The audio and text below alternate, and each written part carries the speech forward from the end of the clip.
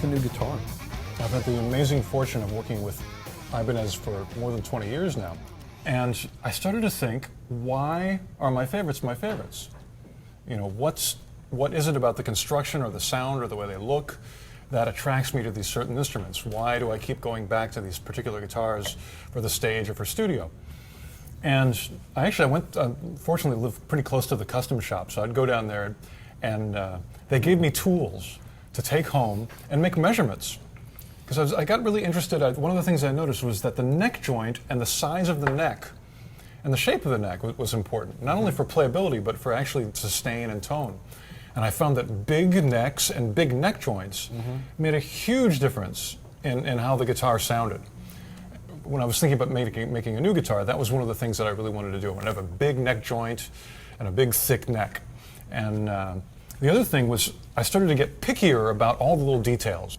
When you have a great guitar company making you guitars, it's easy to forget the details because you pick it up, it's great, you can forget about it. It just works. But I forced myself to really look, which frets do I really like? And, which kind of volume pot do I really like? And this and that, just all the details. And then I thought, okay, now that I've got all these details, it's time to assemble the ultimate guitar. And I began with sort of thinking, how far can I push the limits of taste and what Ibanez will want to build?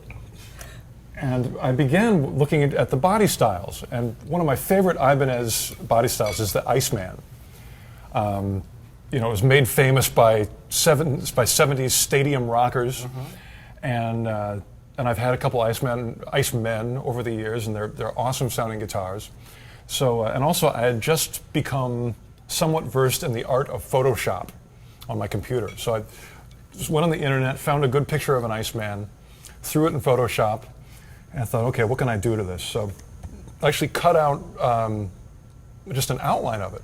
And that way I can put any kind of filling, any kind of wood grain, any kind of design under it. And I don't know why, but I guess maybe because Photoshop, it's easy to manipulate things because it's all just on your computer. And I tried flipping it upside down. So suddenly the big, long, phallic thruster that is the visual hallmark of the Iceman was on top. And functionally, that's useful because anytime you've got a really long upper horn, the guitar balances really well. That's the downfall of a flying V is because it doesn't have a long upper horn. The thing, if you let go of it, that the neck drops. And so I thought, this would work really well functionally.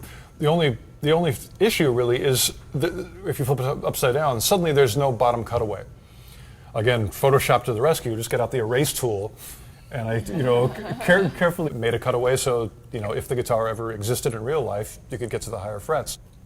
Then I just started messing around with different woods. Again, I went on the internet and found some Carina, found some mahogany.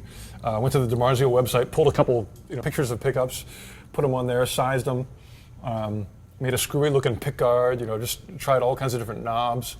Tried the headstock both ways, and I sort of felt good about this because if I had to have the Ibanez Custom Shop make every stage of as I got these ideas, we'd have 17 prototypes. And finally, I had, here it is, the finished thing. And I thought, they're never going to build this. This is just too strange. And I emailed it to Rob Nishida at Ibanez, and he almost immediately wrote me back like, that's really cool, we'll make one. The custom shop did such a stunning job in making it. It was almost like, the guitar almost wasn't new to me because it looked so much like the Photoshop picture I designed. It was, it just came to life. And the instrument itself is a stunning musical instrument. The first time I tested it out live was I actually sat in with Uli Roth, the legendary, original guitar player from the Scorpions. And again, I'd never played this guitar live before. I was doing Foxy Lady, a Hendrix tune, and the song's in F sharp.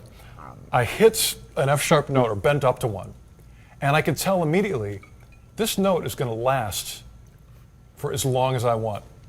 And I let that note sustain for Nigel Tufnell, endless sustain amount of time. It just kept going. And when you do that, the room turns blue. And the hair stands up on your arms, and it's just, and you just feel like, this is what Uli Roth wants to hear from me. I can shred later. You know, this is really, you know, this is some sonic beauty. And that guitar is still, every time I pick it up, it has really stunning sustain. Another thing that was an experiment for me was, I've been a humbucker guy all my life. And the 3 pickup version of the Fireman was actually inspired by seeing a show with Frank Marino, who was one of my guitar heroes when I was a kid. I went to see him recently, and he had a guitar that you would associate as being a humbucker guitar. And he had 3 single coils in it, and it sounded amazing. And one of the pickups was angled, and of course Frank plays right-handed, but it was angled sort of backwards as if it were a Hendrix guitar, you know, if it were flipped over. And so when I was doing the Photoshop work, I copied Frank's angled, you know, backwards angle. And I took a look at it, and I thought, you know what, it would just look better if the others were parallel with it. So I made them all angled like that. And I don't know if it'd be, you know, it's a pretty subtle thing. I don't know if it really makes that much difference, but all I know is it sounds great, and it looks cool as well. I was pestering Steve Blucher, you know, the DiMarzio tech, for about 3 or 4 months. Steve really helped educate me to the art of the single coil. And they were, in my travels in learning about single coils, they were all great. They all had something beautiful about them. But the destination, the place I arrived, is the you know, the ultimate mix of clear, sparkly glassiness, but no trace of being harsh, and still working for the heavy, crunchy stuff, was actually something that he showed me for the first time at a NAMM show. It was the Area 67. Area pickups. And it was really the first hum canceling pickup that I sort of went, you know, this feels right. Yeah, this is not a compromise. This has got everything I want, and I don't have to deal with that hum. It's a really, really good pickup, and an excellent replica of that kind of sparkle that makes the Stratocaster single coil work.